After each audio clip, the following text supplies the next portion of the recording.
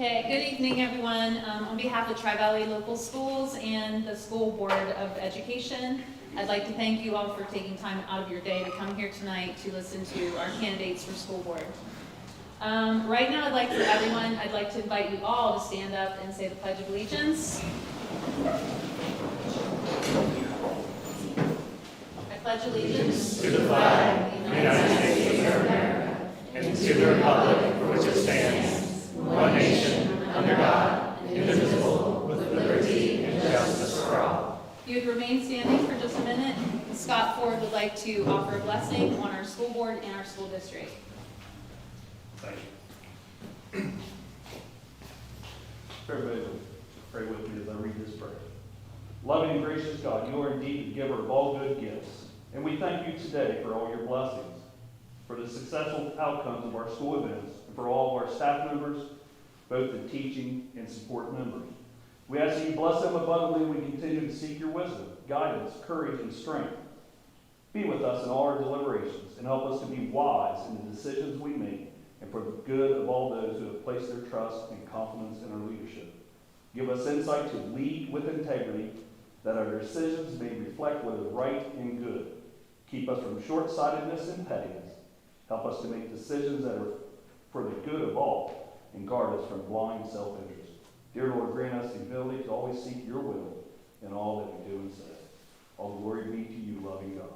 Amen. Amen. Thank you. Okay, so I'd now like to introduce the three candidates that are running for two positions on the school board this November.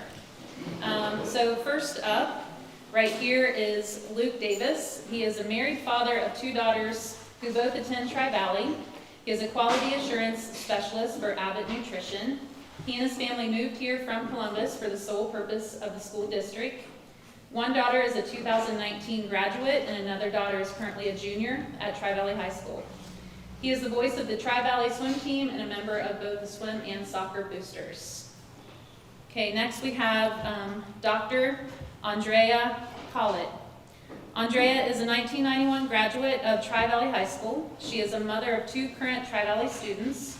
One is in 5th grade and one is in 8th grade. She is also a pediatrician with her own practice in Zanesville. And on the far end, we have Jason Schomleffel. Jason is a graduate of Tri-Valley High School and a lifelong resident of the school district. After college, he began working at Y City News, where he is now a business and sales manager. So thank you all for coming, okay? All right, so the way this is going to go is Gabriel Hines here is going to ask questions. He's going to be our facilitator this evening, and the protocol we'll follow is as such. So the questions will be rotated. So Luke will receive the first question first, Andrea will receive the second question first, and then Jason will receive the third question first, and so on.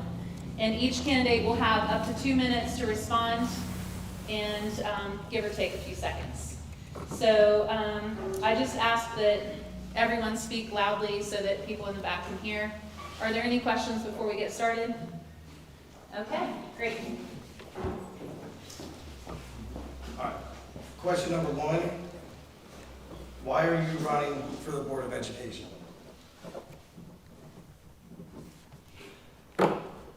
I'm running for the Board of Education because, as was stated earlier, my family and I, we moved out here about 5 years ago specifically for Tri-Valley. We were in one of the big city school districts, suburb, I should say, actually. But there were just a lot of things. You only get one shot with your kids, and there were a lot of things that I didn't want to see continue in the education of my children. And so my wife and I did a lot of research on school districts, and we looked an hour around Columbus. I still commute to Columbus every day. But Tri-Valley really had a good mindset on their school board, their administration, and their staff. And we just have loved it ever since we moved here. My children have thrived. My oldest daughter is in college now, but she did graduate. And then my youngest daughter is currently a junior at the high school. She's a member of the swim team and the soccer team. And it's just, it is such a good system that puts the student first. And that's what I really want to make sure that we maintain that. I know that we also participate at the school board meetings. We pray before each meeting.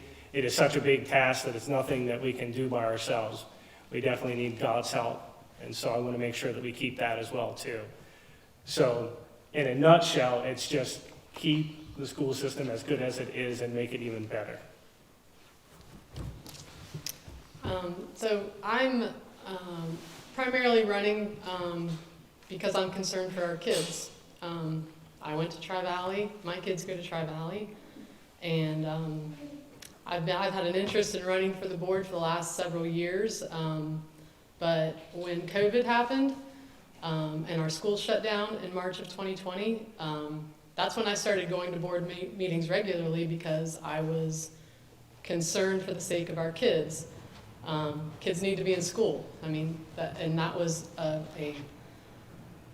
major concern of mine. So I started going to school board meetings, but I was interested in running for the board prior to that, just because I'm concerned about our kids. I'm a pediatrician. I'm concerned about what our kids are, like, what are we teaching them in school? Who's teaching them? How are we preparing our kids for the future? And what are we doing to protect our kids? So, I started attending board meetings, primarily when our schools shut down, or when all the schools in Ohio shut down. I wanted to know, how is our district going to handle that situation? So I started going every month. I was there and made some observations when I went to school board meetings. Number one, just like tonight, we say the Pledge of Allegiance at every meeting. I thought that was awesome. We did that tonight.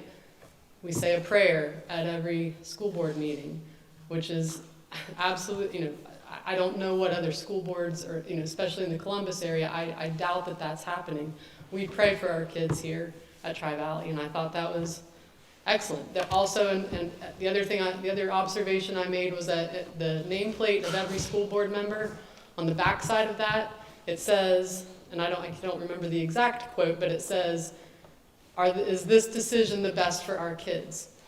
And so I think that's important, that that the school board members are at least attempting to make the best decision for our students and for our kids.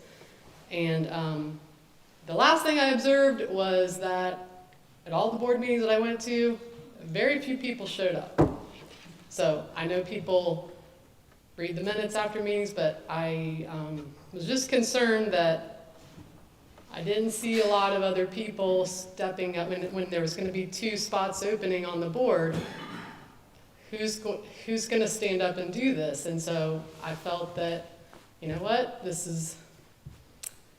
I'm coming, I'm interested, this is what I need to be doing. So here I am, send me, from Isaiah, So that's why I'm running. I mean, it's not like I need more stuff to do. I'm a physician, I've got a business, I don't need more things to do, but I'm concerned enough about our students and about Tri-Valley that I think that's why I'm here, So I decided to run because I'm a 2014 graduate of Tri-Valley, and I had an amazing education. I had a lot of teachers and staff members who really spoke to me and helped push me to go to college, prepared me for the future.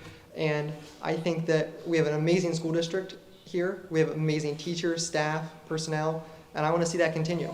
Like these two, I kind of found out, in late July that, there was positions opening up and that we weren't having our incumbents were not rerunning.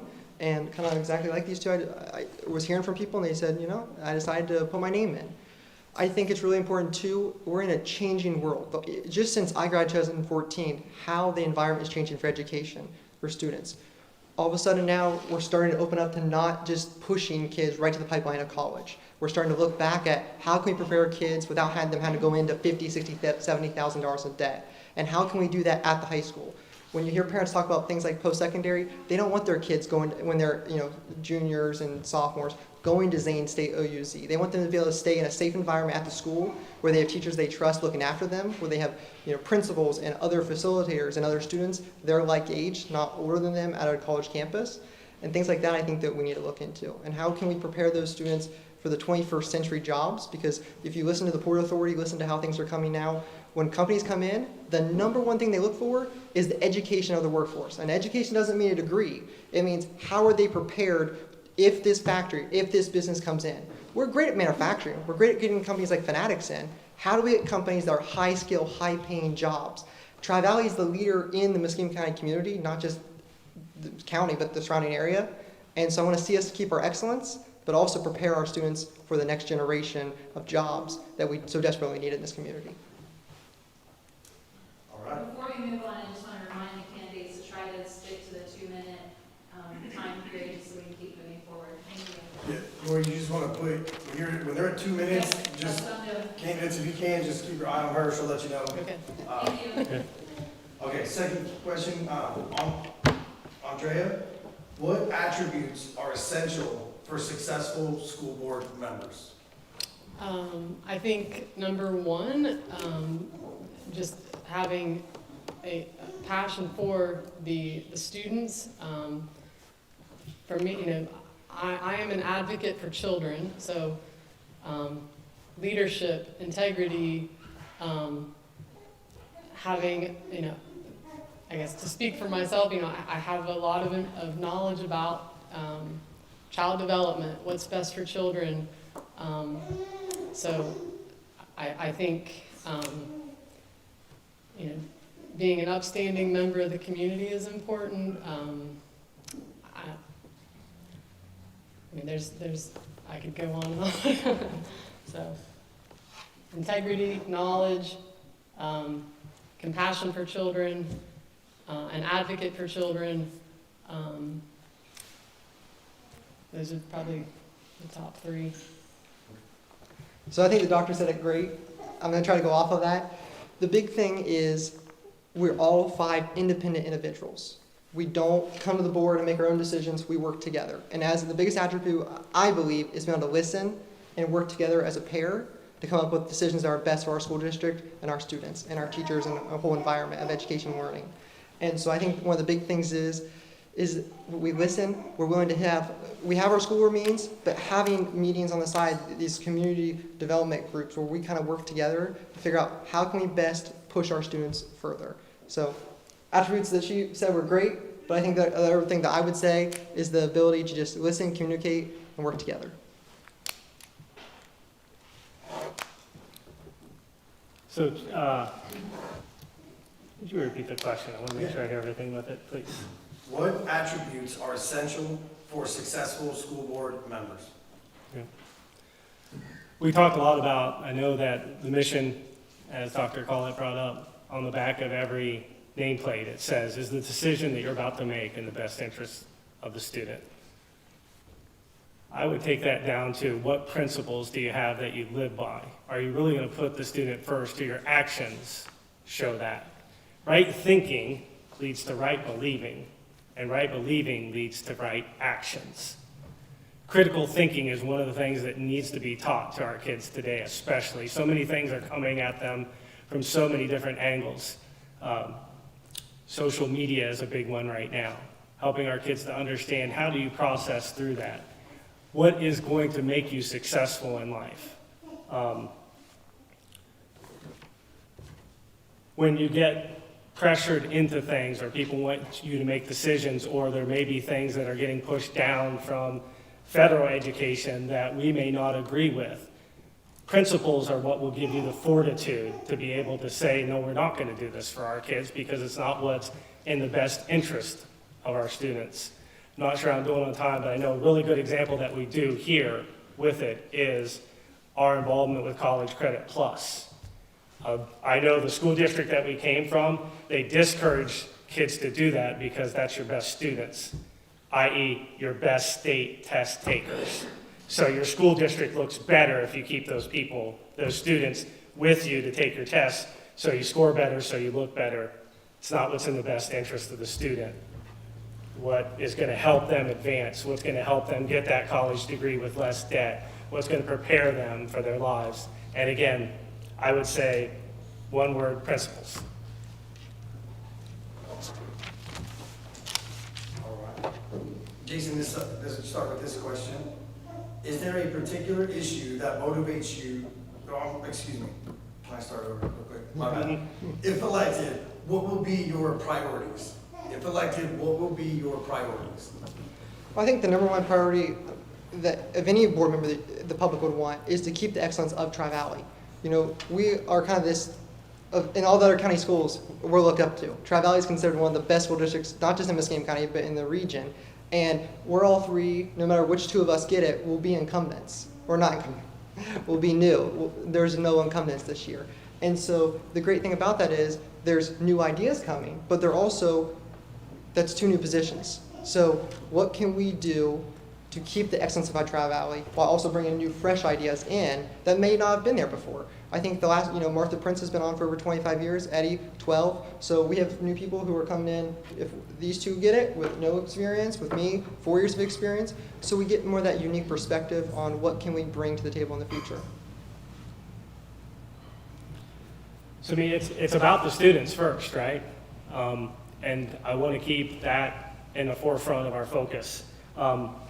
Also, like I said, I've got the experience of coming from school districts where it's not necessarily the student first. A lot of them are employee systems first. But our employees are very important. They're the ones that know how to educate, and I want to give them the tools and the resources that they need. And sometimes it may be that you just have to get out of the way as well, too, and help them and let them know you're in an environment where we will support you in the things that you need to make sure that you can do to teach them as well, too. And then the right relationship with the parents, too. It's a study after study after study has shown the number one contributing factor to the success of a student is parental involvement. So, and that's what I've shown with my kids as well, too. You know, we're gonna get it done. We're gonna give them the best environment that we can for our students, for our staff, for our parents. So, as far as my priorities, I mean, if I'm elected, I just want to make sure that what I said for the reasons why I'm running is to make sure that we are sticking to the mission statement of Tri-Valley School District, that we are ensuring, which I can read, ensuring a quality education for all students. We're encouraging individual success and stimulating lifelong learning. That's part of the mission statement of Tri-Valley Schools. That is my priority. As a school board member, we are to be making sure we're setting policies and enforcing those policies, or making sure that we are executing those policies to meet that mission statement. We are also, as school board members, the liaison between the community. So listening to what our parents and community members and our staff, what their concerns are, bringing them to the board, and making sure that we are making the best decision for our kids, and does that match our mission statement. So I don't know that I have any particular thing that why I'm running, that I want to change anything in particular. I don't have any sort of agenda that way.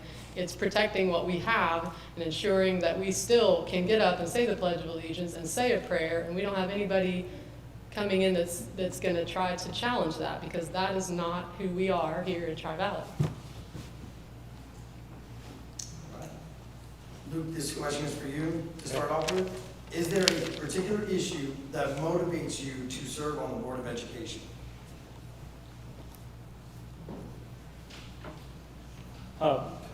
One thing I'm really glad I got this question is I certainly meant to put out here as well, too, is that I did talk about how we moved out here.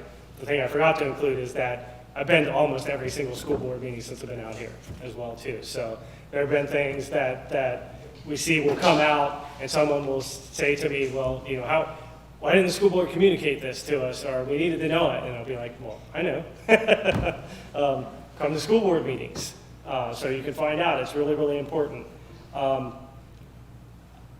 I would say one thing, as Dr. Collett said, there are so many things that are so good that there's nothing that sticks out in my mind that's negative that I want to go and fix this. There's so many things that are good about it that I want to keep with it.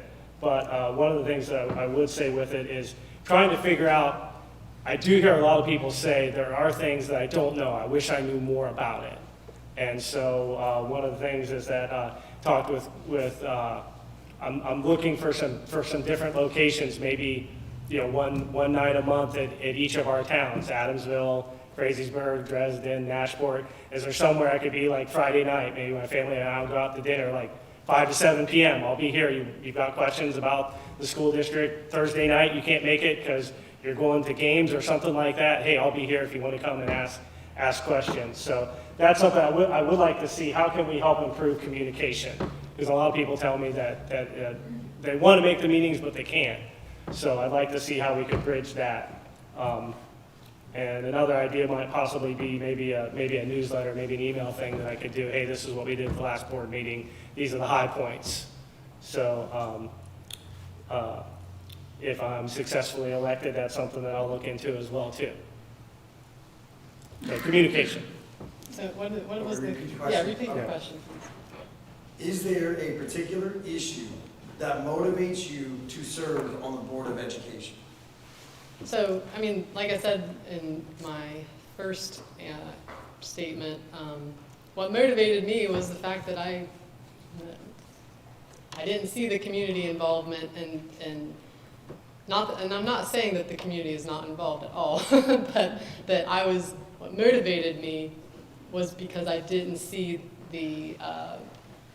anyone else stepping up to take this position. I mean, it's a tough position to be on, to kind of be, on the board where I'm sure it's like being a pediatrician. We're gonna get phone calls, we're gonna get complaints, we're gonna get that type of thing. So not everybody wants to do that, but my motivation was because I feel that I've been given certain gifts, and I feel like that I can handle this role.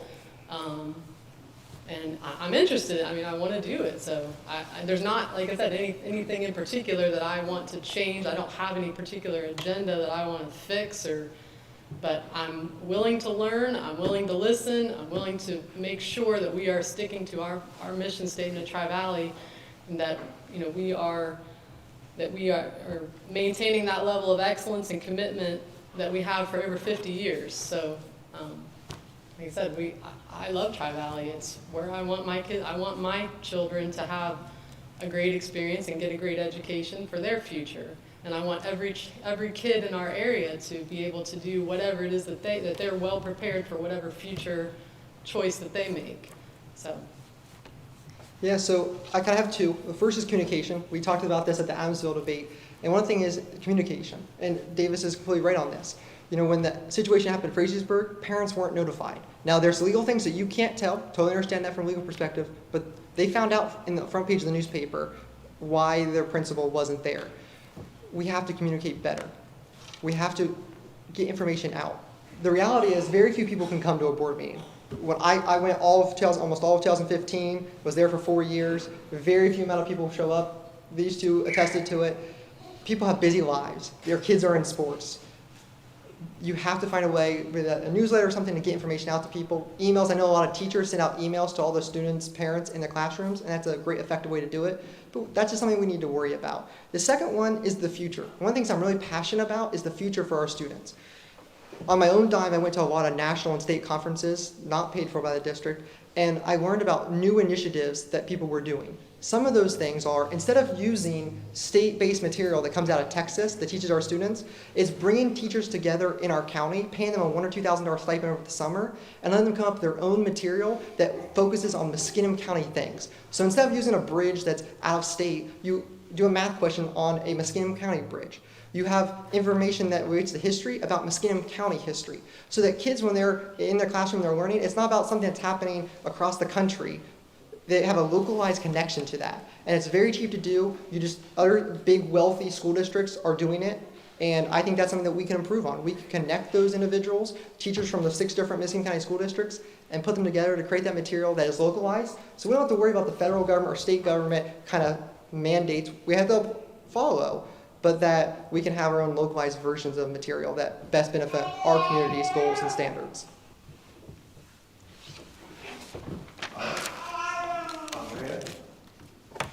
What particular experiences or skills have prepared you to serve as a board member? Well, as a pediatrician, I have I've had a lot of education. So I and I'm very familiar with, I feel that I am a child advocate. I have a lot of training in child development, what's best for children. I have that unique perspective as a pediatrician because I get the complaints and the concerns and the issues of children from all of our area, from different school districts. So I have a different perspective of what people are concerned about and what they're dealing with in their own schools. I have the experience of evaluating and assessing problems and making decisions, which is, that's kind of what you do when you're looking at policies, is evaluating it and making hard decisions. So I have a lot of experience with that.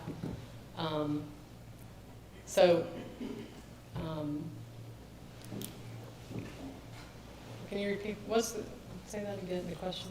What particular experiences or skills have prepared you to serve as a board member? Okay. I've also have experience as a coach. I've coached swimming and taught swimming for a number of years. I teach preschool at our church, so I know the challenges of a teacher in the classroom. So I have kids that are, I have two kids that are one's in elementary, one's in middle school, and I have nieces and nephews through high school, so I kind of have an idea of what's going on in school at all the different levels. So I feel that I do have a lot of different experiences that contribute to understanding school. I am not an educator, so I can't say that I have a lot of experience as a school board member or in that particular realm, but I think that's the beauty of having a board where you have people from different perspectives and different views to contribute to the policy decisions. I guess I'm getting the warning, so you're up. So I guess the first thing is, of the three of us up here, I previously served for 4 years on the board, so I have the experience. But I think the biggest thing is, like we talked about before, communication, but my biggest skill is listening. We would have people come to the board, and a lot of times they want to just talk. They want to tell you their frustrations. Even though we as a board can't really do much, we follow the administration, they want to communicate. And be that whether they contact one of us as board members, or they want to come to our board meeting to discuss, it's our job to listen, and then afterwards, either in public or in executive session, discuss those issues and figure out how we can best resolve it. Sometimes you can't do anything, sometimes you can just make recommendations, but that's the great thing is that we're there and they feel like that they can communicate with us because we're the elected officials. Second, the big thing is, with my experience, I'm a very inquisitive person. And so, I work for YC News, and some of that entails, doing research when things need researched. And so I'm really good at diving into things. So when things get brought up at the school board meetings, when I was on the board for 4 years, I would look into it. And I'm not talking just, an hour or so. I get kind of interested. And so that's like when I was at a national conference and I heard about this initiative to start teaching localized material to our students. I started getting into it. I talked to the demonstrator up, at the top of the forum and got her email. We started communicating. And I was like, man, this would be great to bring it to our area. So it's that ability to be able to look out to what other districts are doing well, good, big, wealthy school districts, and what we can bring here while keeping our localized approach. But how can we best prepare our students? Because the reality is, it's not what it was 20 years ago. When kids graduate, they're competing against jobs of very highly qualified students and also of companies coming into our area. And so I think having that ability for me as a qualified to look into research and bring it to the board, I think that is of one of the 5 board members, a great asset to have for the board. I think the first is experience of being a parent, right? There's so many things that you need to teach and make sure that you point your kids in the right direction. There's a scripture that says that, right and true and straight are the arrows of a righteous person. Lead them, there's also train up a child in the way he should go. And when they're old, they will not depart from it. Part of that is with business as well, too. Everybody, that's Proverbs 22:6. Everybody quotes that, but not very many people go on to the next one, which says, just as the rich rule the poor, so the borrower is servant to the lender. So there's a lot of business knowledge that I can bring, specifically those skills of I lead a compliance team that's responsible for $1 billion in sales annually of nutritional products. I have led 4 multi-million-dollar projects over the course of my career. All of that requires working collaboratively Most of the time, I'm in a room with people who are under my authority, but they have much more specialized knowledge than I do. They're the ones that have studied engineering. They're the ones that are the computer scientists. But I need to get them to gel together and work together, and there's a lot of that occurs here. Parents are rightly so demanding, so are taxpayers, so are administrators, so are teachers. They know what they need. They know what it takes to be successful for kids. So I bring business skills from collaboration, being a parent. And then also my education, I graduated from Ohio Dominican with a degree in political science, but I did a concentration on the founding era of America. That is where we knew and we understood how important a proper education is at the start, so that people will know and they will understand. Right now in our environment, we need to know what our rights are, right? We're seeing a lot of things that are getting trampled on, especially as parents, and what students really want and what parents really want. So understanding what's the goal, being a parent, and I have a lot of business experience that I bring with me as well too. All right. Jason, this is your question first. What rules of morality should guide the behavior of school board members? In other words, what sort of behavior is expected of you as a board member? So I think we're community leaders. People look to us to provide insight to be the leaders of our local community, and I think that's very important. I think us having a stature where people, when we walk around the community, they feel like they can approach us, talk to us, ask us questions, and that we're going to take care. I spoke at Adamsville. One of the things that late Russ Wagner kind of took me under his wing when he was on the board, and one of the things was people would invite us to meetings to come talk to them, and I'd go with them. And one of the big things is being able to listen. And you can't make promises. We're individual board members, but we can take information back.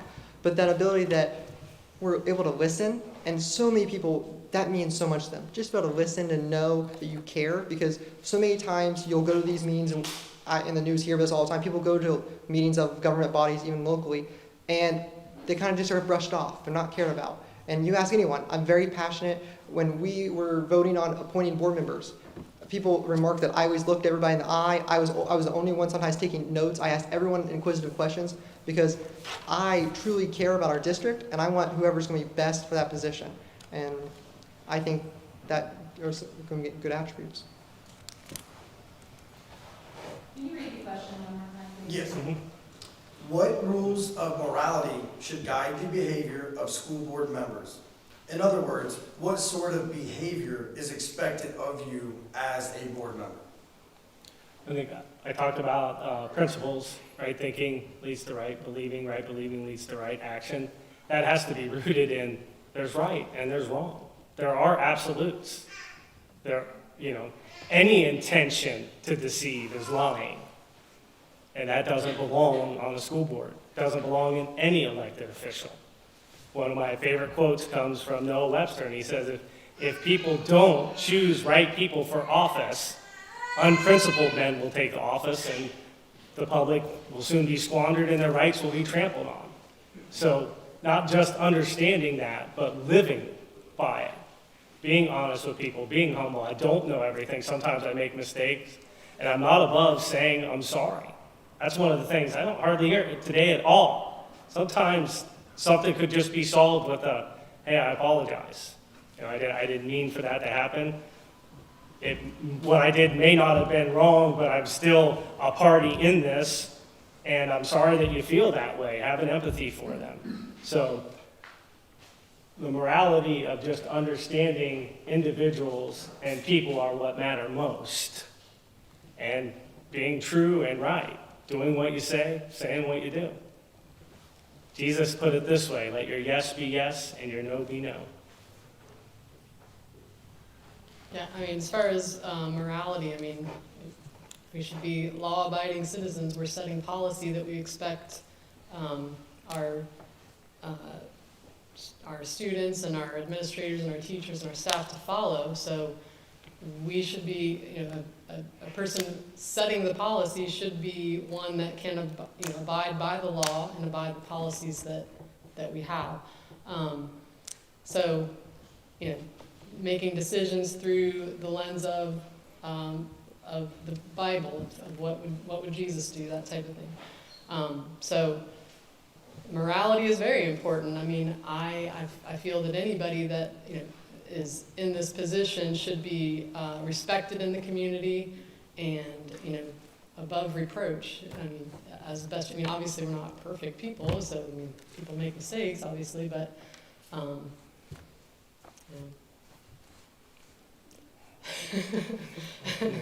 so high moral standards, yeah. All right, Luke. Next question is for you to start with. Do you have sufficient time or energy to devote to this position? Yes, I'm going to cheat a little time on the last answer because there was one thing I forgot to say. I wanted to bring up the 10 Commandments, but one of the ways that there's a lot of times that I try to interject humor where I can too, but there's a story about a little old lady, but it's so fantastic and it fits this really well. She had a prison ministry where she would go and witness with people, and one time a prisoner was studying law and he said something like, there's 52,438 laws that can get you thrown in prison. And the lady says, yeah, but there's 10 of them that'll keep you out of prison if you just follow them.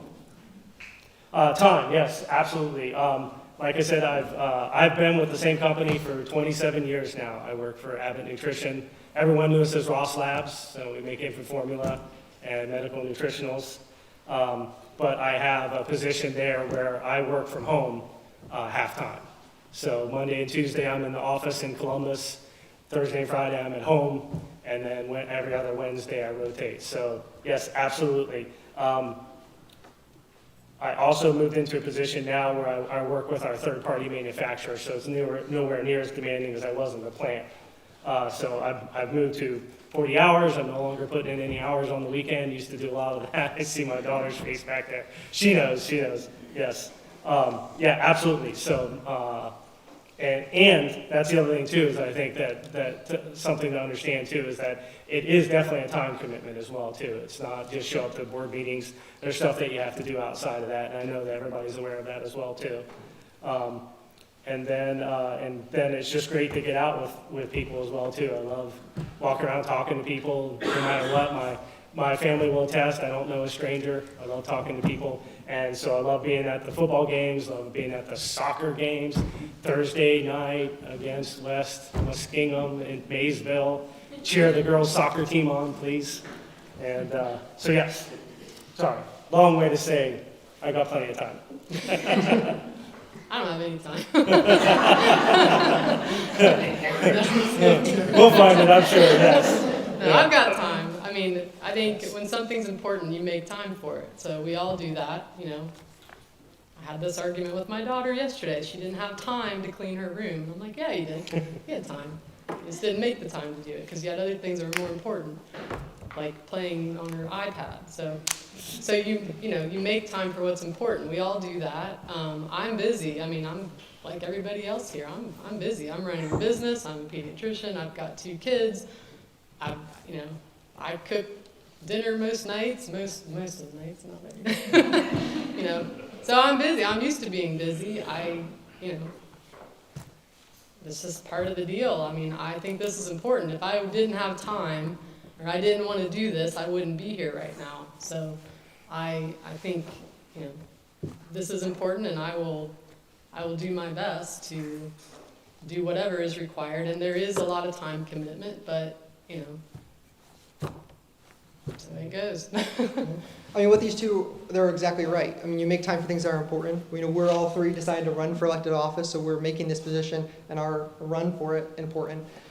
An example I gave at Adamsville was, when I was in college, I was very busy, working 60 hours a week plus taking full-time classes. But when I had my week off for spring break, instead of going to Florida or Myrtle Beach with all my friends and having a great time, I took that week and I visited all of our elementary schools. I went to every single classroom, talked to the teachers, handed them a card, said if there's anything you ever need, obviously I don't speak on behalf of the board, but just, feel free that there's an open line of communication.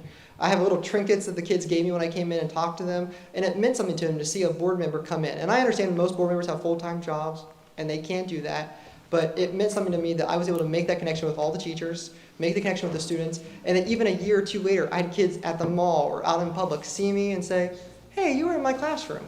And so, with my job at YC News, it's very flexible, kind of with like Davis said, I can make my hours work. With working home, I think it's changed the life for everybody. I know the dispatch said 1/3 of Ohioans are now working from home, so it makes it a lot easier. So yeah, I think I'll have time for this job. Speaking of time, in order to just keep us here not all night long, let's skip the next two because I think we've already asked and answered those. And what is the best way to address would be the next question. Okay, so you And want, then we'll go down to the shaded and questions that came. okay, so I'll ask you what is the best? Yes. Okay. Let's make sure we leave enough time. We will definitely want to take some questions from the audience too. We're glad that you guys came out, so. Okay. Andre, this one is for you. What is the best way to address differences of opinion on the board or between the board and the administration? It's communication. It's listening to everybody's perspective and asking questions and asking tough questions. So,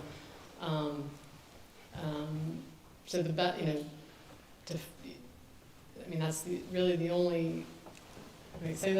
What's the best way to Address differences of opinion on the board okay. or between the board and the administration. What's the best way to address the differences?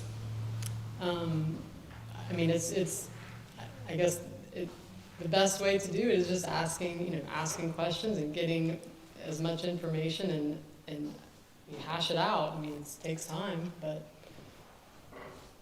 there's no reason, when you have a difference in opinion, you can't just give up. You have to, work it out and come up with what's best for the children and keep that in perspective. It's not what's best for, the executive or whoever it is. It's what's best for the kids. Ultimately, what's best for their future, not just what's best for what they want. It's best for what is best for their future. There's 5 people on a board. Whenever you put more than a couple of people together, there's going to be disagreements. People are not going to see eye to eye. That's just reality. That's in the workplace. That's in the classroom. That's on the school board. I think the best thing is that we try to have, again, communication is so important, that we're all willing to. I remember when I first got on the board in 2016, we always just sit around and talk after the board meeting was over and just try to open that line of communication up.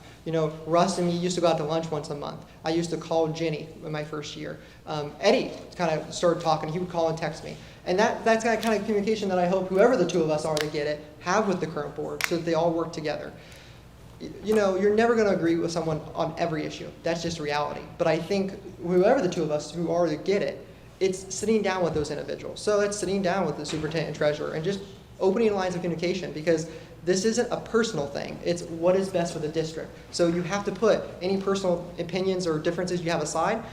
Board members might not like each other, but the reality is, guess what? The public voted those people on to work together. So you put your bygones aside and you figure it out and you work together because that's what the public wants and that's what the public deserves. It comes back to what I've been talking about with principles again, right? Because Dr. King, in his I Have a Dream speech, said that you judge every person based on the content of their character, right? Respect every human being. Respect the people that you have to work with, even if you have a difference of opinion. But when it comes down to it, right, you're making a decision of who you want there. And I've got solid rock principles that are going to put the students first. And if it comes down to it that we have to make that decision, sometimes you have to do that.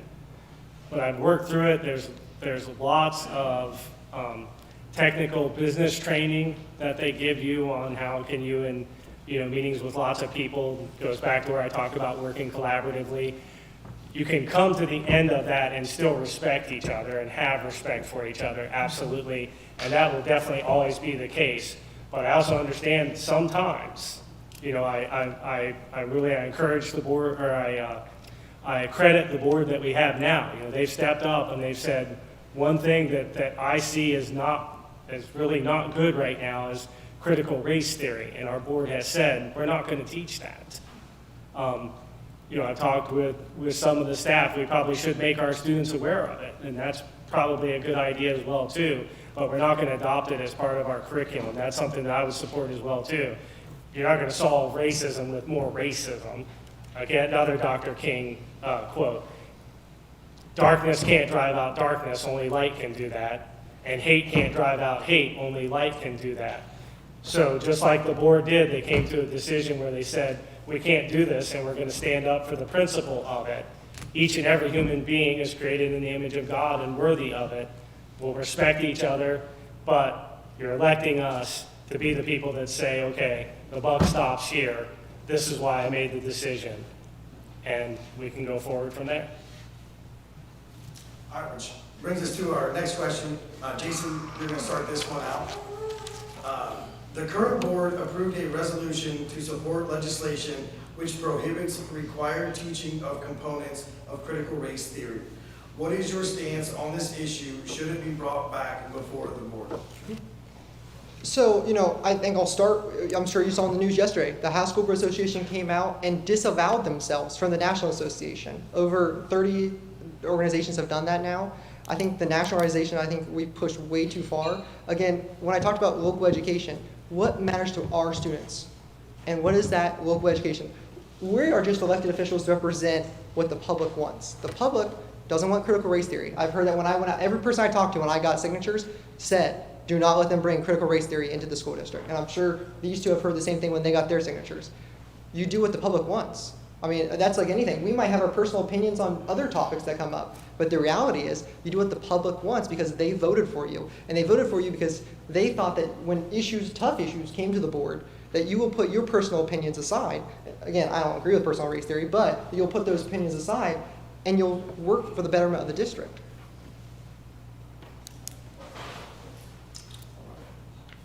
Luke, this one is for you. What is your position, or did you, I'm sorry. Were Andre and I supposed to answer? Yes, yes, Same question? yes. Okay, I'm so all right. sorry. No, that's okay, because I kind of. Yeah, you could. I thought maybe I got a special question. I changed the page Yeah. already. I'm sorry. Obviously, I think I've kind of answered it, but what I would like to add to it is, I think it's part of being honest and transparent with you guys. I don't think there's any situation, even if the public wants critical race theory, there's no situation that it's ever good. I'm never going to support it. I'm never going to want our administrators or our staff to teach it. And there are some things that are like that. And again, it comes down to the principles of you're going to do what's right, you're going to do what's wrong. Something that the public wants is more communication. Yes, we should give that to the public because that's what they want. You're the taxpayer, that's the right relationship. You are we the people of it. But there's some things that are wrong no matter what the situation is, and I'm not going to support those. Critical race theory is one of those. Yeah, no critical race theory. There's no place for our schools. Simple answer. All right. Not going for that. All right, Luke. Now this question is for you. Okay. What is your position on vaccine mandates for both the staff and the students? Do you support closure of the district in the event of another pandemic? Explain. I think that's two-part. Give me the first Yes. part, please. The first part is, Yeah. what is your position on vaccine mandates for both the staff and the students? Yeah, I do not support a vaccine mandate. It should be your choice. I kind of wonder where have all the HIPAA laws gone to? You know, all of a sudden there's no more HIPAA laws. Oh, there's HIPAA. Yeah, but apparently not with the vaccine mandate. Anyways, but it's your decision what you're going to want to put in your body. So the research, I'm not a doctor. I'm not going to, I don't even play one on TV. I'm not going to try to pretend like it. I will say though that I have done a lot of research on this. I work for a pharmaceutical company. You know, one of my questions is if it's safe, why are they exempt from litigation then if people get hurt? Again, I think it's your decision whether you want it or not. We're not going to make it, I would not support making it a condition of employment. And then what was the second part? The second part is, With that too, I should add, again, the decision's up to you. I think that there are conditions and situations If you are older, if you're immune compromised, you should seriously consider getting the vaccine. I'm in a demographic, 997%. I'm likely to survive it if I get treatment, and then I'm going to be in a much stronger position to survive if I get one of the variants. So that's where I would stand there. Okay. Do you support closure of the district in the event of another pandemic? No. I think if I remember correctly, learning from one of the board meetings, 18% I think is the most that we had homeschool, 82% is the lowest that we got. That's one of the things I would support, where our community's telling us, our parents are telling us they want their kids in school. And we should provide that. Medical question. We should have started with you. Yeah. Vaccination. So I am pro-vaccine. So I'm a pediatrician. I believe in vaccines. I am not pro-mandate. So I think our school district already decided they're not going to interfere with your choice as to how you want to take care of your body. I believe, like I said, vaccinations are important for our health of our population and our students. But I do not believe that we should be mandating anybody to get a vaccine that they don't feel comfortable with. I think that I think that people should seriously consider getting vaccinated for COVID-19 specifically, especially if you're worried about it, because that is what's been shown to help decrease severity of illness. But I don't think we should be mandating anything. I think everybody needs to make a choice, and they need to talk to their doctor and figure out what is appropriate for their health. So that's kind of my stance. Vaccines are good. I shouldn't be afraid of them. They help. Kids should get vaccinated. I mean, when I talk about vaccination, I'm not talking about COVID-19 specifically. I mean all of the vaccines that we have. So I'm pro-vaccine for sure. The second question, should we close down our schools? No. We in March of 2020, we shut down our schools. DeWine shut down our schools. It was going to be a 2-week thing to start with. It ended up being, the rest of the school year. I could understand how you would shut down the schools for a moment to try to get a handle on things and figure out what's going on. But kids need to be in school. They need to be in school, and that's why I started going to board meetings, because I wanted to make sure that our district. I went trying to figure out what is the plan, because in my opinion, kids needed to be in school, and I was very happy to see that Tri-Valley, we were one of the few districts that kept our kids in school last year, 5 days a week. Our teachers did a great job of trying to provide remote learning as well as in-class learning at the same time, which was very difficult and very hard on them, but they stepped up and did it. But kids need to be in school, and we should not be shutting it down. Pretty simple answer, no. I don't think we should require mandate vaccines. And I think the scary thing for me is, I don't think it'll come from a local school board. I think you can see Lieutenant Governor Governor DeWine and Lieutenant Governor Husted making that decision, or President Biden deciding to make that decision, and tying it to either federal or state funding, and that's going to put the board in a very tough position. We're lucky that we get less state and federal funding than other districts like West End, but that's what scares me. I think no matter what the two or the three of us get it, and the current board, they're not going to mandate that. They're not going to make our students get vaccines. I'm very worried, though, that Governor DeWine might wake up one day and decide, hey, I'm going to make you guys get a vaccine. If you don't, I'm going to cut all your funding, and all of a sudden Tri-Valley's in a multi-million-dollar concern. The second one on the, closure of schools? Yeah. Okay, yeah, so on closure of schools, I think it was a total mistake. I think it was an over-abuse of power by Governor DeWine to close our schools. I think it had tremendous negative effects on our students. I remember watching the press conferences in the office when the reporters were typing up the stories about it, and it was every day there was an hour press conference. And I remember when it first shut down, we thought, well, this is crazy. I've never seen anything in the world like this. But it was a detriment. Tri-Valley was, I think, the only school district in the county to not provide meals on wheels, using their school buses to deliver meals. And on the news side of it, I remember getting the messages from kids parents of the kids saying, like, hey, we don't have meals, low-income students. In other districts like West End, Zanesville, even East Muskingum, they used their teachers that were still available, still being on payroll, to deliver meals to the students. Now, gratefully, we had a lot of nonprofits step up and kind of fill that role and make sure that no kid went hungry. But just the fact that we didn't take that initiative, it kind of makes me wonder why we didn't. But no, we can't. I mean, the close of school makes no sense. And I'm sure you all know, like, broadband is a big issue. In Tri-Valley and East Mosquito and Franklin Local, we have no broadband. You know, cell towers are not there. You have to go to the school parking lot just to do internet. So it made no sense for Governor DeWine to do that. It was a very Columbus-style approach.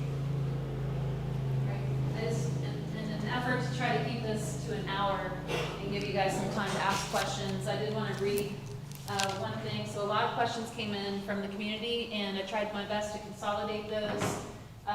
Some of them were not asked directly because, and I wanted to read this. There are a few questions submitted from our community regarding the Ohio Department of Education's strategic plan for education, as well as a number of recently passed or considered resolutions, and they all regarded equity, the word equity.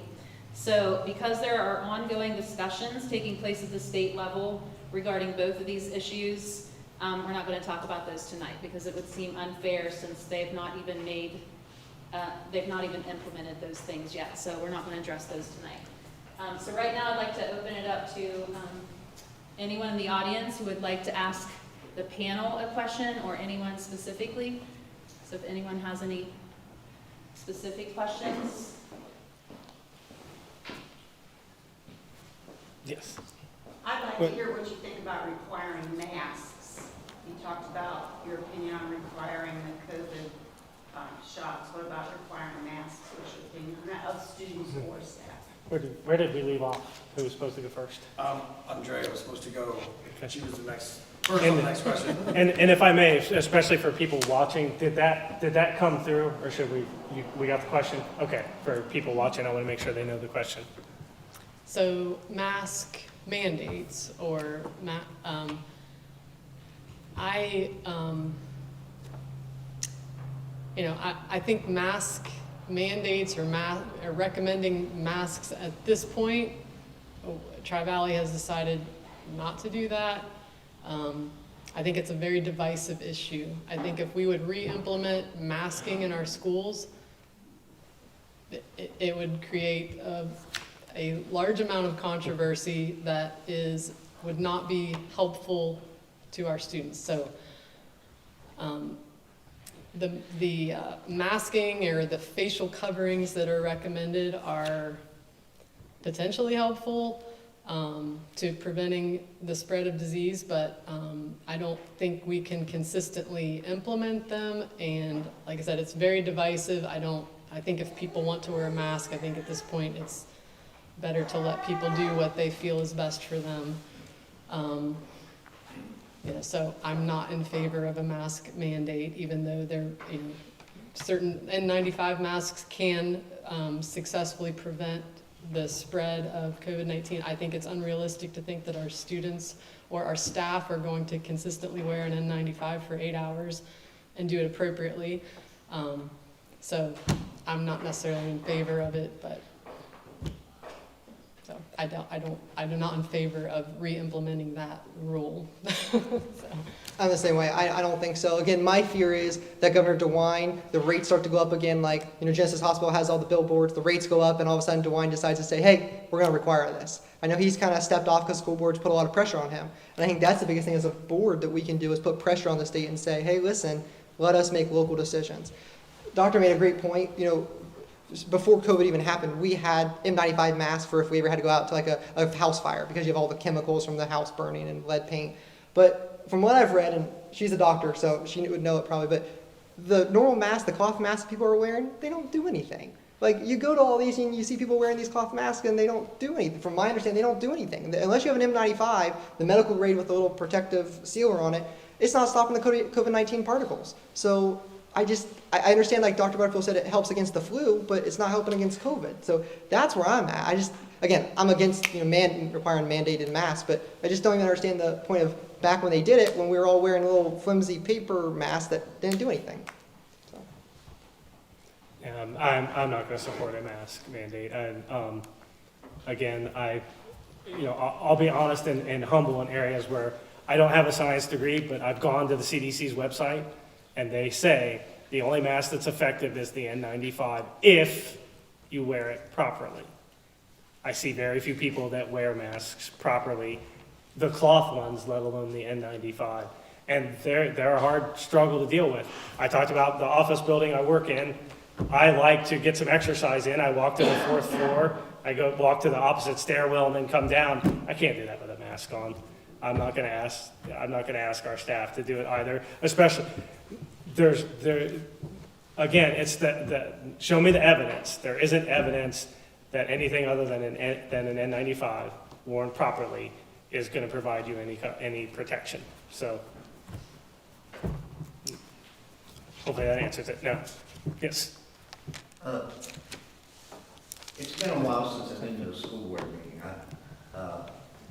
I retired, and then I didn't have time to go to the school board meeting. Because I didn't children in school. But what I used to observe, it was very difficult to tell who the school board really worked for. It looked like the school board went along with strictly whatever the superintendent had to say. It was like, I'm thinking, oh wait, something's out of balance here. So for each of you, who do you think you're really working for? And will the superintendent dictate to you what to do? Instead, I believe he works for you, or she, he, whoever. But I never got that impression when I attended school board meetings. So can each of you address that? Jason, it's your. Oh, yeah. Start.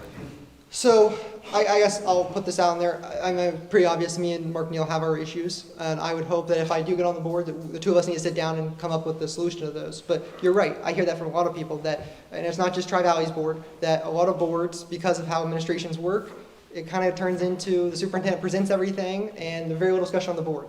My first year, I remember Russ Wagner told me, hey, back in early 16, we actually started discussing things from the board. And Russ said, this is his 3rd year, this is the first time we ever done this. It was always just the board president and the superintendent making decisions. And the board just kind of, I hate to use the word rubber stamped it, but that was the word that I always heard from people. I think the big thing is the board needs to take authority and say, listen, the public, voted for us. We need to make decisions. Very little, I mean, the last 3 years I was on board, these two can attest maybe to the last couple of years, but there was very little discussion on the board on topics. It was pretty much, we were given an agenda, and if I asked questions about it, we'd get them a couple days before, they would say, wait till the board meeting. And there was very little discussion. And for someone who'd be able to do research, that makes it very hard. How do I pull my phone up during a board meeting and start looking up stuff to figure it out? Again, I think, it's just for planning things, having communications ahead of time. But again, not any one individual of us is in charge of the board. We work as individuals, and then we come together as the board themselves has authority. Us as individuals have no authority whatsoever in our school system. We're visitors when we visit schools, when we visit areas, just as the normal public is. The only authority we have is as a collective body of 5, where the superintendent and treasurer obviously are entrusted authorities that they have continuously. So I think your question is really like, what is the right relationship, right? So with self-government, you choose the people that you want on the school board. Then officially, the superintendent and the treasurer report to the school board.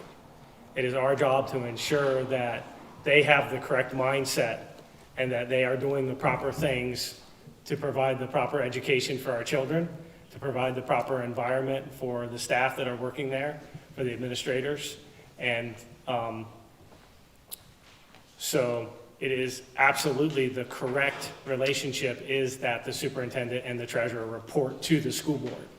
And that would be an authoritative position for all 5 people. Each one individually has it over the superintendent and over the treasurer. Now, combined with that, the expectation is that they hire people that do the job properly, right? So if there's people that can't do the job properly underneath them, our pressure would be on the superintendent to correct that. Again, I'm not gonna get into, we talked about time, I don't have time to micromanage. I'm not gonna go into every school, I'm not gonna monitor classes.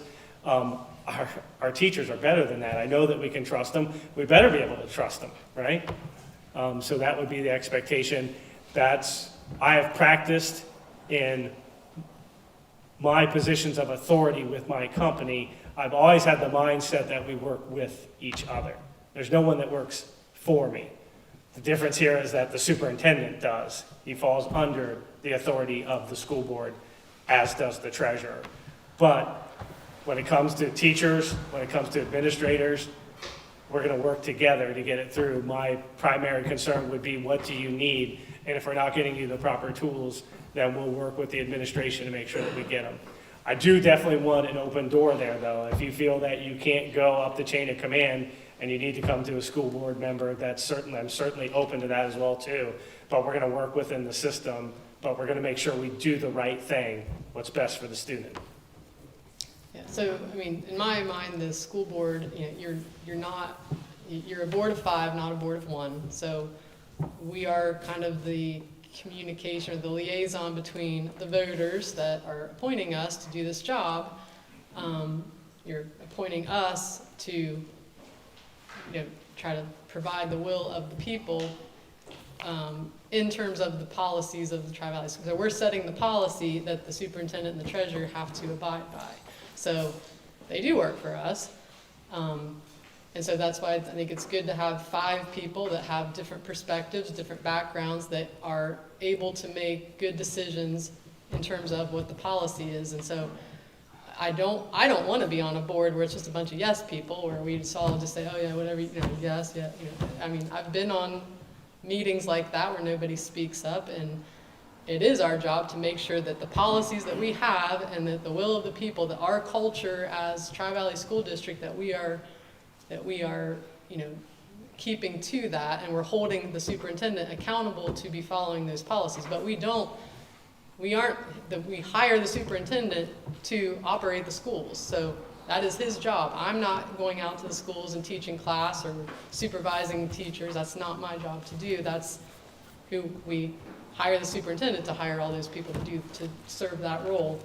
We are an advisory board to set the policy, make sure the policy is being followed, and that, that's my view on what our role is. And I think it's going to be, it is difficult when you have a superintendent or a person in an executive position that's very authoritative and seems to, have all the answers. That, we do need to be able to ask questions and question things and, say, does this match what it says in our policy? So I think that's our job, and that's what you would be voting for us to do. Time's out. Yep. And I don't think, let me ask you real quick, I'm sorry, I forgot. Devin, did that question get out? You think people would help? Okay, all right. Yes. Okay. I think, well, I'm sorry, I'm not going to speak. Sorry. You need to be saying. I'm sorry. Forgive me. But I have a few questions. My first one is for everyone. And I want to know, what specifically have you studied and where that makes you qualified to be on the school board? Who's Who goes first? first? I'm first. Okay, so the question is, what specifically have you studied? Yes. Or And what has prepared you, I guess? what has prepared you? And what was the second part? And where did you say, where'd you go to college? Oh, okay. Yeah, I went to, I graduated magna cum laude from Ohio Dominican with a degree in political science. Again, like I said earlier, I had a concentration on the founding of America. One of the things that's really, really neat, that there's a lot of history that we've forgotten or maybe even kind of rewritten, but if you ask the founders, John Adams wrote a lot about who was responsible for the American Revolution. It was the pastors. It came out of the church. They were the ones that recognized, they actually got to the point that they said that you could make a biblical argument that the government of Great Britain had rejected us. We actually did not. It was not a revolution. It was a war for independence. And because the government had rejected us, which culminated in the Prohibitory Act of 1775, in which they said the British military will no longer protect the citizens. The Boston Tea Party was kind of a protest to that. They weren't actually trying to disguise themselves as American Indians. They were trying to say, you can't even protect yourselves from American Indians. It's kind of a joke that you're saying you're not going to protect us. So We had the government rejecting its citizens, the citizens saying, we have a right now to govern ourselves. That is the foundation of which America was founded on. That is, I believe, where the critical thinking and the understanding needs to flow from there. The crux of that being, I'm glad that I thought of this too, because this is one thing that you really need to know important about me. The person responsible for educating my child is me. That's why parental involvement is so important. And I think if you have that understanding correctly, then you will understand the responsibility that I have to you as a parent, the responsibility that I have to you as the voter. That if you set me in office, I know that I'm going to be beholden to you. I know that I have a responsibility and a duty to answer your questions, to defend decisions that I've made, especially if you don't agree with them. I think that is what helps. I think that's really what you're going to get with me, and that's what qualifies me for the position. So my education, I went to Tri-Valley as for high school. Then I went to Emory University in Atlanta for my for college. I have a bachelor's in biology. Following college, I went to Medical College of Ohio for medical school, which is now University of Toledo. It's not MCO anymore.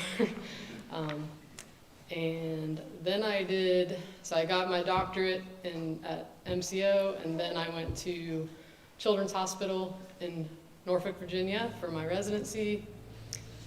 And then after that, I went to Portland, Maine for my fellowship in sports medicine. And then started working after that. Well, I don't have a doctorate. I think she's probably the most educated one in the room, probably. But I graduated 2014 from Tri-Valley High School, went on to Muskingum University. And then I think, you're talking about education. I was on the board for 4 years. And so I went to the How Capital Conference. On my own, I went to conferences at the state and local level. Our Ohio School Board has our associations that you go to. They have a lot of training sessions. Whoever the two of us who get it, the OSBA is great, the state organization. They put all this training on for you to learn. It's kind of like grassroots program to teach you everything you need to know, a grassroots school board member. So I've been through all that. I spent 4 years. I went to conferences, not just at the state level, but national. So I know what goes on. I know what questions are being asked at the national level. They were talking about believe it or not, critical race theory all the way back in 2016. It just never got to the public level. So it's good to know what's coming before it even gets to our school system, so we were prepared.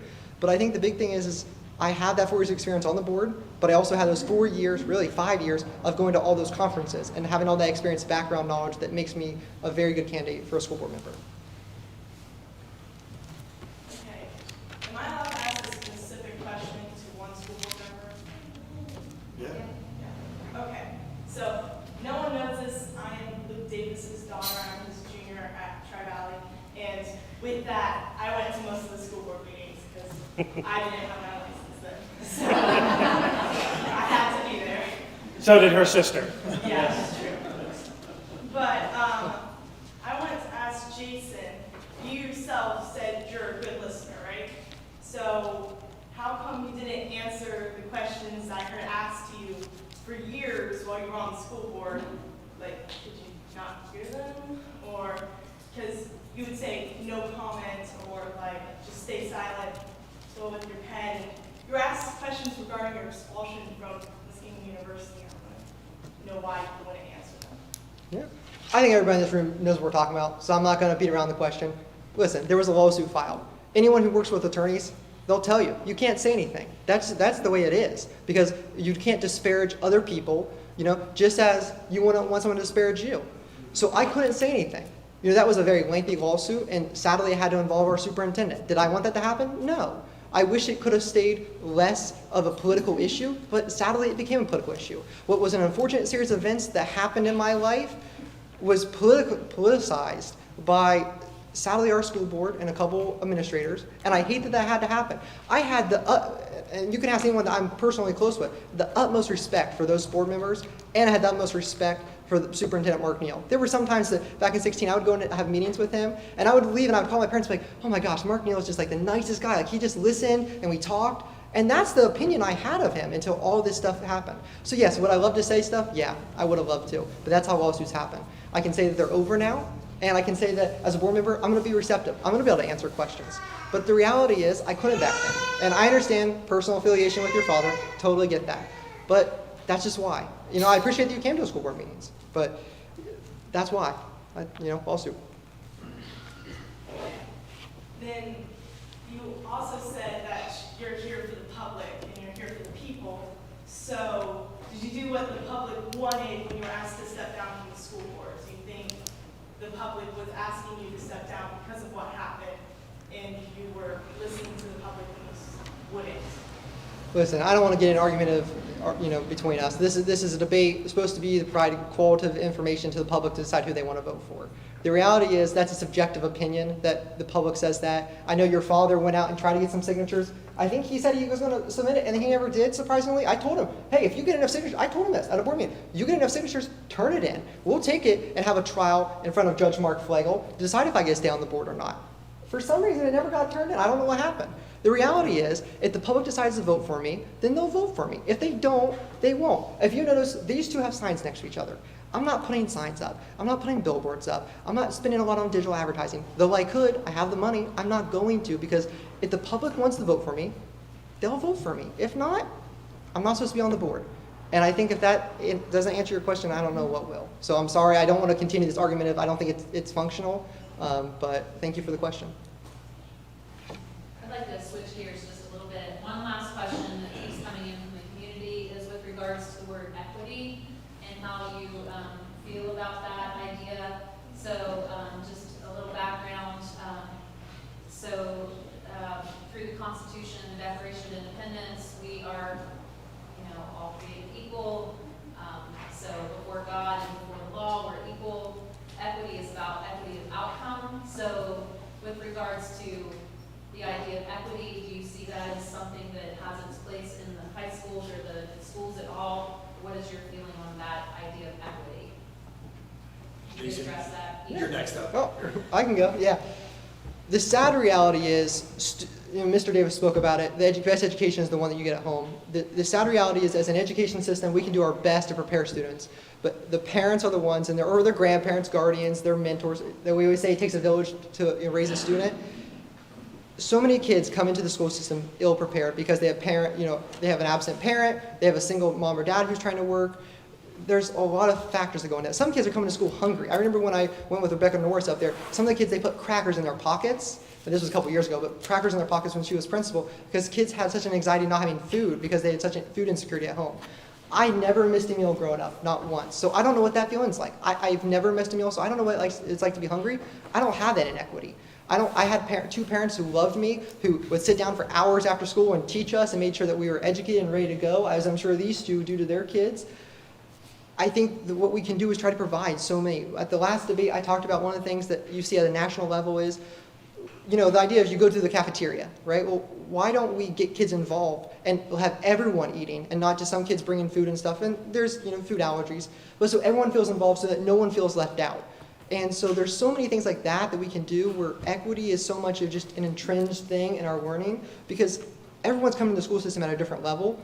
And the reality is if you have parents who have financial resources, you're going to be better off. So how can we try to make the students who don't just have an opportunity to succeed in their life?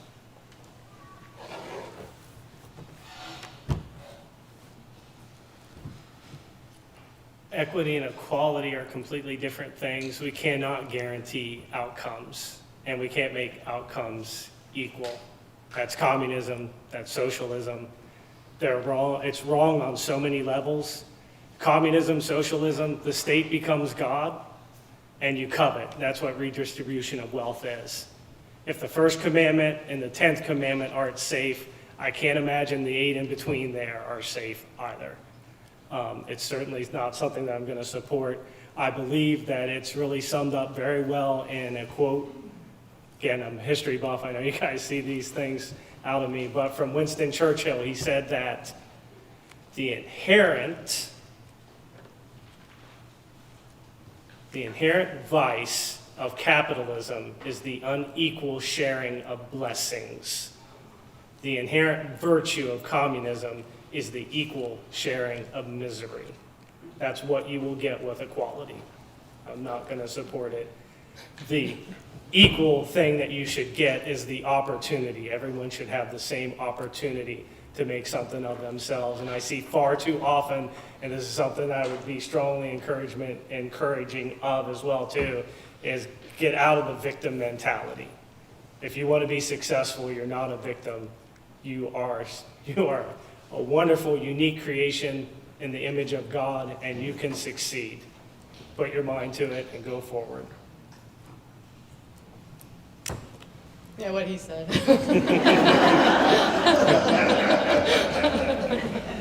So yeah, equality and equity are not the same, so I agree with that. I don't know, I'm not aware of what's going around as far as equity at the school board level, but equal outcomes is unreasonable to think that everyone's gonna have the same outcome. I mean, everyone should have equal opportunity, but equal outcomes is not reasonable, so.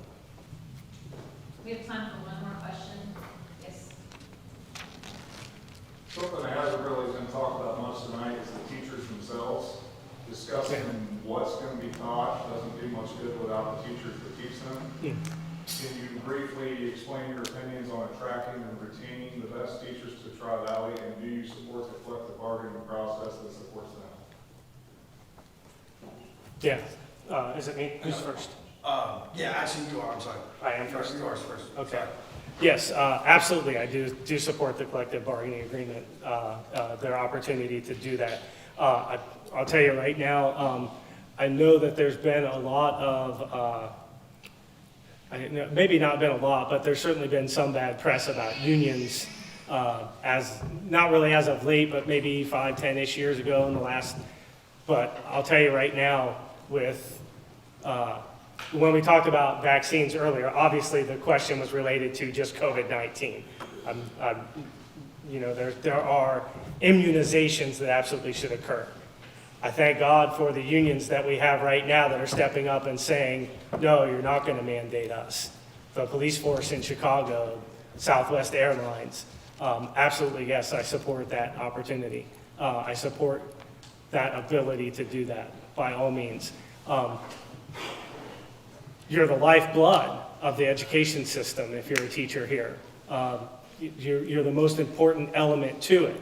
The success of our students is going to come from how successful you can be. We can create the best environment that we can do with the money that is allotted to us by the taxpayer. So I would love to say that we would pay the best to attract people. But the reality is that we'll have to work with what we can, and we'll do everything that we can to get as much as is possible. I know one of the things that they just did a bonus, I think, right? Didn't they vote in at one of the board meetings? Yeah, thank you, Scott. I know how much was it? Correct me on it. Do you remember? It varied by position, but roughly. Okay. It's $1,000 for most of the full-time, depending on your hours you had, and $500 for the part-time. Okay. And that was just say thank you. Yeah. So I would support that as well too. When we're in times of plenty and we can give it, absolutely. When times are tight and we have to tighten our belt, should be across the board, everybody, administration as well too, right? And one of the things that I love about this district is it's mid-80s, I think, since we've had a levy. So it shows that we live within our means. So, and it's one of those things where I really am caught. I'm not going to, I know that I can't tell you, yeah, we'll give you whatever you want. I support your right to be able to do the collective bargaining. I think absolutely that's a vital, healthy part of it. And, but we'll do what we can in reality. So hopefully that helps. That's where I would stand there. Yeah, I'll be honest that I do not have a lot of experience with teachers' unions and collective bargaining, so I would be relying on my colleagues on the board to help me learn more about that. So I don't really have a specific comment on that topic because I am not well informed on that at this point, so I'm gonna have to punt that one. Mr. Davis kind of spoke on it. The reality is it's money. Money runs the world, and it runs how we can attract teachers. There are some teachers who grow up in this area who want to stay, and that's great. But I remember a lot of the concerts I went to, the music teachers seemed to leave every year or every other year because they got better opportunities making more money. You know, I'm sure you saw in the TR about Maysville having issues, West Muskingum has issues funding teachers. The reality is that, you know, Tri-Valley, we get a lot of our money from local property taxes, and without raising, you know, taxes, it very strains our budget. We have money in reserves that is available. You'd like to see those things used for more long-term things, but those can also be used for salaries if necessary. But the big thing is trying to get teachers who grew up here, I think, is so instrumental because those people have the passion to stay. You're never going to win to the new Albanese. They're going to get the best teachers of the best. The reality is, how can we get the best teachers of our caliber that we can reach? And then how can we make them feel important? Because the research shows, as you know, managers, the best thing you can do, if they feel important and have a cool title, and I hate to say the word cool title, but have a nice title, they'll feel a lot more appreciative. How many times do school board members go around and say, hey, and I'm sure they do, Scott's sitting right here, I'm sure he does, I see pictures on Facebook all the time, thank you for you being a great teacher. And I'm sure that means a tremendous amount to them. And sometimes there's more than just monetary of making people feel important, but having a nice paycheck to be able to afford and feed your family, that's also important too. Okay, well, we're gonna wrap it up, but thank you everyone for coming out tonight, and make sure you vote. We need to finish with a final statement, I Okay, think. final statement would be great. Yeah. Andrea, you were next to mine. Final statement, okay. Closing remarks. So, you know, the reason why I'm asking for your vote tonight is because, you know, I'm concerned about our school district. I'm concerned enough about our kids that I want to maintain the level of excellence we have here at Tri-Valley. I don't know everything there is to know about everything in education, but I'm willing to learn. I have a different perspective, I think, than the other members of the current board or anyone that's running. You know, so I think that I bring a lot to the board because of my experience and, you know, my interaction with other students and parents in my role as a pediatrician, and also as a business owner. And you know, I would ask for your vote, and hopefully I'll be sitting on the board next year. Well, I just want to thank everyone for coming. When we showed up to Adamsville, I think we had like 4 or 5 people that weren't family, so it's great to see such a larger crowd here. Thank you for taking the time to listen to all 3 of us. I think we had a very constructive, very polite debate, and I hope that when you go to vote, you make an informed decision. So thank you for your time. Right, as I talked about earlier, you know, I came here specifically for this school district. I know it, love it. We've become a part of it. My kids have thrived here. But another part of things that you're going to get with me too is that there's just some things that are right and there's some things that are wrong. There's some things that you should do and there's some things that you shouldn't do. There's an old lawyer adage that says, when the facts are on your side, argue the facts. When the law's on your side, argue the law. When neither's on your side, change the subject and attack your opponent. That's what Jason did with my daughter tonight. I'm so proud of her for being able to stick up. You never answered one single question about your situation when you were on there. You never said anything to me about the petition drive. 3 times tonight you said that Russ Wagner mentored you. Russ stated publicly twice at school board meetings that not only did he not mentor you, you refused it. In September of 2017 at that board meeting, he said that he respected you when you were first elected, but he had now lost it. I know they say that you shouldn't do these things, but I'm not going to tolerate the lies. I respect Russ very much. He has passed away, and I'm not going to let his memory be disparaged. Not only can I can do this not just with Jason, but with anyone on the board. If the superintendent requires it, I'll do it. I'm not going to let lies go by and not challenge them. So that's absolutely what it is. I will answer your questions. Absolutely. I thank you for tonight. Appreciate everyone that's here, especially the students. This is a wonderful testimony to Tri-Valley that we have students here and they're up in the front row and they care about who is going to lead their school and their staff and their teachers. Thank you so much.